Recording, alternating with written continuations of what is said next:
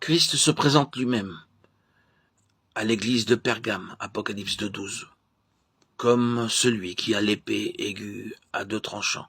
Il dit au verset 13, « Je connais ton travail, où tu demeures. Je sais que là est le trône de Satan. » L'empereur Constantin était le chef de l'église au lieu et place du Seigneur Jésus-Christ. Le roi Henri VIII voulait divorcer avec Catherine d'Aragon afin de se marier avec Anne Boleyn. Ainsi, il se sépara de l'église catholique romaine et devint le chef de l'église d'Angleterre. Mais Christ ne peut pas régner sur une église où un homme s'arroge l'autorité. L'église est alors avertie de ne pas manger des choses sacrifiées aux idoles. Dans Nombre 23, 4, 11, Balaam bénit les enfants d'Israël au lieu de les maudire. Il ne souhaitait pas faire cela, mais Dieu l'avait obligé à les bénir.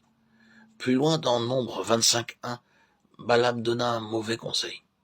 Il persuada habilement quelques enfants d'Israël de conclure des mésalliances, ce qui amena le peuple à adorer les idoles d'Is. Et Israël se joignit à Baal-Péor. Nous pouvons qualifier la doctrine de Balaam, doctrine des mésalliances, c'est-à-dire des croyants mariés à des incroyants. Dans 2 Corinthiens 6, 14, 18, nous lisons pourquoi l'alliance avec des incroyants est nuisible. C'est un faux argument de dire « je suis ami avec cette personne » afin de pouvoir la convaincre. C'est une arme puissante du diable pour nous entraîner dans la cécité spirituelle. Un croyant et un incroyant peuvent-ils s'associer pour un travail? Amos 3.3 donne la réponse. Deux hommes marchent-ils ensemble sans s'être concertés? Cette église avait aussi parmi ses membres des gens attachés à la doctrine des Nicolaïtes, Apocalypse 2.15.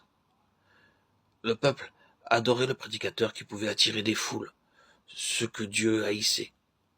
C'est la doctrine de l'autorité conférée à l'homme dans l'église de Dieu.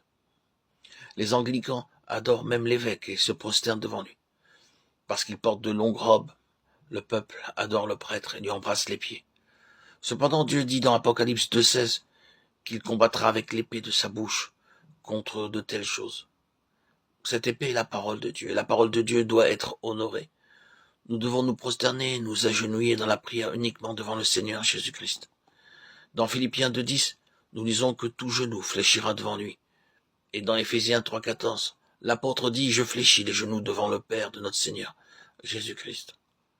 Dans l'église primitive, il était d'usage de s'agenouiller pour prier. L'agenouillement est une marque d'adoration. Nous voyons cela dans Actes 20.36.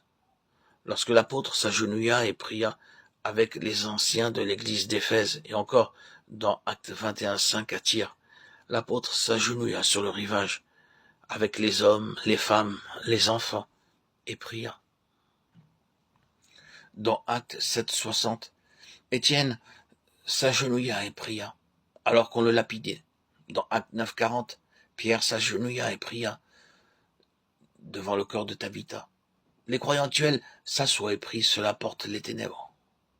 Obéissez à la parole de Dieu dans votre vie privée, dans votre famille et dans votre vie d'église. On plaisante aussi souvent dans les réunions de croyants, et spécialement parmi les jeunes. Nous devons les reprendre et enseigner aux jeunes comment ils doivent honorer Dieu. Les croyants doivent être enseignés pour garder leur oreille sensible à la parole de Dieu. Apocalypse 2.17. Chaque message contient une récompense. La récompense promise est la manne cachée, la nourriture spirituelle dont nous avons besoin pour la nouvelle vie.